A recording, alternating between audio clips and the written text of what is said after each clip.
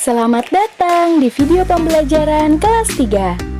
Jangan lupa subscribe, share, and like ya, agar Miss Gea semakin semangat membuat video kreatif lainnya. Teman-teman, sudah siap belajar tematik hari ini? Di video pembelajaran hari ini, kita akan belajar tematik di tema 4, subtema 1, pembelajaran keempat. Sebelum mulai belajar, jangan lupa berdoa dulu ya teman-teman, supaya kita diberi kemudahan dalam memahami materi pelajaran. Kita simak bersama-sama yuk videonya.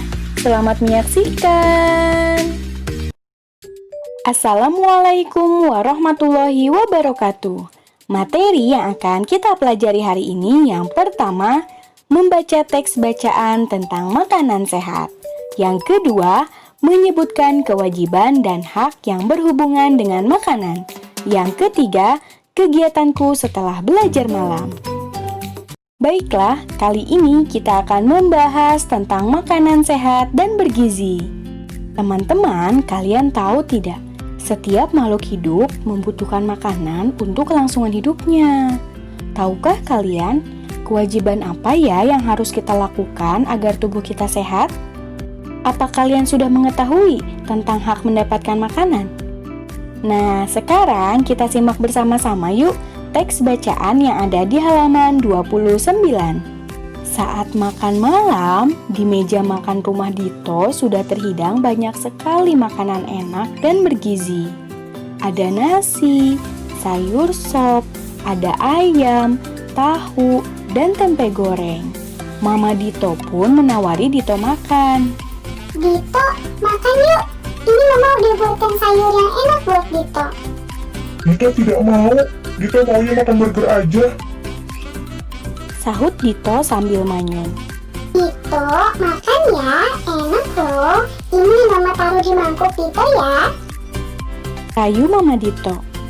Ketika mamanya sedang mengambil sesuatu di dapur, Dito justru memberikan sayur dan makanannya buat kucingnya. Namun, kucing Dito tidak mau makan dan kabur keluar rumah. Karena kucingnya juga tidak mau, Dito cepat-cepat membuangnya ke tempat sampah. Semoga mama tidak tahu.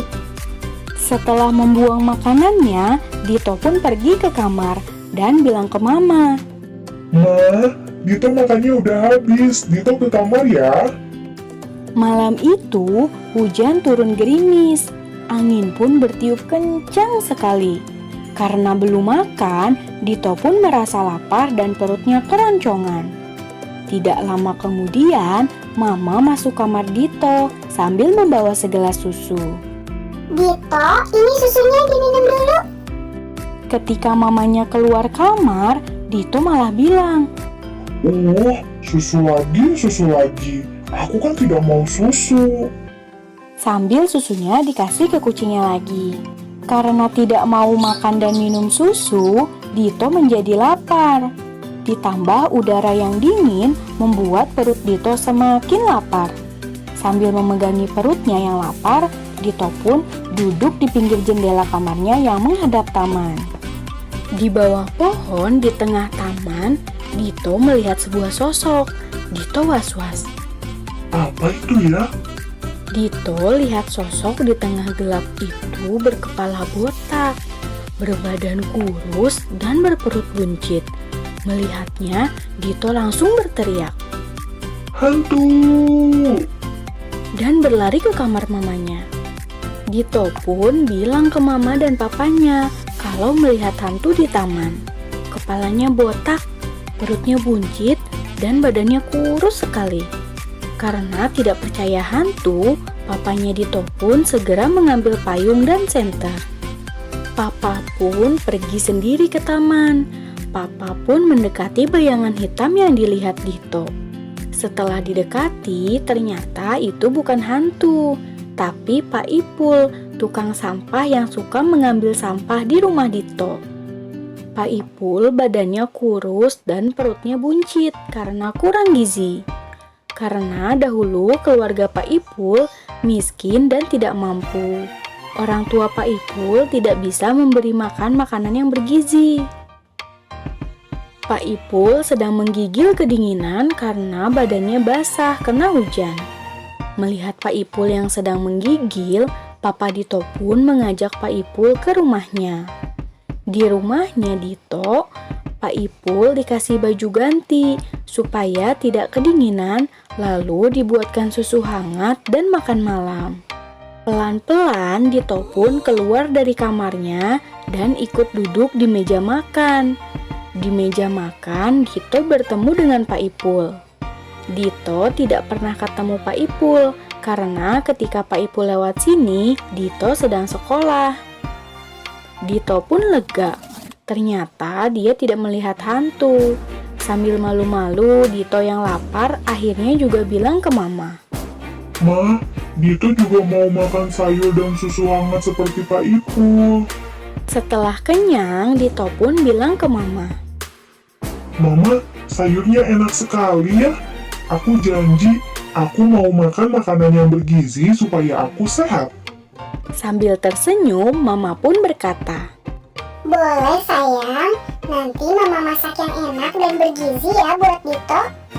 mulai saat itu, Dito suka makan makanan bergizi karena Dito ingin terus sehat dan bugar. Teman-teman, tadi kita sudah menyimak teks bacaan yang berisi cerita bahwa Dito tidak mau makan makanan yang disajikan ibunya. Sekarang kita coba yuk menuliskan kalimat saran untuk Dito yang berkaitan dengan hak dan kewajiban makan. Di sini Miss Gea beri contoh ya. Contoh kalimat saran untuk Dito yang tidak mau makan makanan ibunya. Yang pertama, contoh dari Miss Gea yaitu seharusnya Dito makan sayur dan buah agar sehat. Ingat ya teman-teman, ketika kalian akan membuat kalimat saran, ada ciri-cirinya, yaitu menggunakan kata seharusnya, sebaiknya, lebih baik, saran saya, hendaknya, dan mestinya. Jangan lupa ya, gunakan salah satu kata tersebut. Anak-anak hebat pasti bisa. Baiklah, kali ini kita akan membahas tentang kewajiban dan hak yang berhubungan dengan makan. Teman-teman, makan adalah kebutuhan pokok setiap manusia hidup. Karena dengan makan, kita mendapatkan energi atau tenaga untuk melakukan aktivitas sehari-hari. Jika kita tidak makan setiap harinya, maka kondisi tubuh kita akan lemah dan mudah sakit. Sekarang kita simak bersama-sama yuk. Di sini ada tabel kewajiban dan hak tentang makanan. Kewajiban tentang makanan yang pertama yaitu bersyukur atas semua makanan yang ada. Kita harus selalu bersyukur ya teman-teman dengan makanan yang kita punya. Yang kedua, menghabiskan makanan yang sudah diambil. Nah, kalian jika sedang makan, kalian harus menghabiskan makanannya ya, jangan disisakan. Kemudian kewajiban yang ketiga, membaca doa dan ucapkan syukur sebelum dan sesudah makan. Jangan lupa membaca doa dulu sebelum dan sesudah makan. Dan kita juga harus bersyukur karena masih bisa makan. Belum tentu orang lain bisa makan seperti kita. Yang keempat, makan makanan yang telah disediakan dan tidak mencela makanan. Nah, jadi kalau bunda kalian menyediakan makanan, kalian harus mau makan makanan yang sudah disediakan ya. Kemudian yang kelima, tidak berebut makanan dengan orang lain. Nah, ini dia, ketika di rumah jangan berebut makanan dengan adik atau kakak ya. Sekarang kita lihat hak tentang makanan. Yang pertama yaitu mendapatkan makanan sehat dan bergizi. Contohnya seperti makanan sayur dan buah-buahan. Yang kedua, mendapatkan sarapan pagi, makan siang, dan makan malam setiap harinya. Yang ketiga, mendapatkan air minum yang sehat. Air minum yang sehat itu apa ya? Nah, kalian jangan lupa setiap hari perbanyak minum air putih ya teman-teman. Yang keempat, memilih makanan yang sehat dan bergizi. Ini dia, kalian harus mau makan makanan yang sehat seperti sayur, buah, minum susu, dan tidak makan makanan cepat saji ya teman-teman. Kemudian yang kelima, mengambil makanan secukupnya. Nah ini, jika kalian mau makan, ambillah makanan secukupnya, jangan terlalu banyak. Kalau misalnya kalian masih kurang, kalian bisa nambah ya. Jadi makanan itu tidak mubazir deh.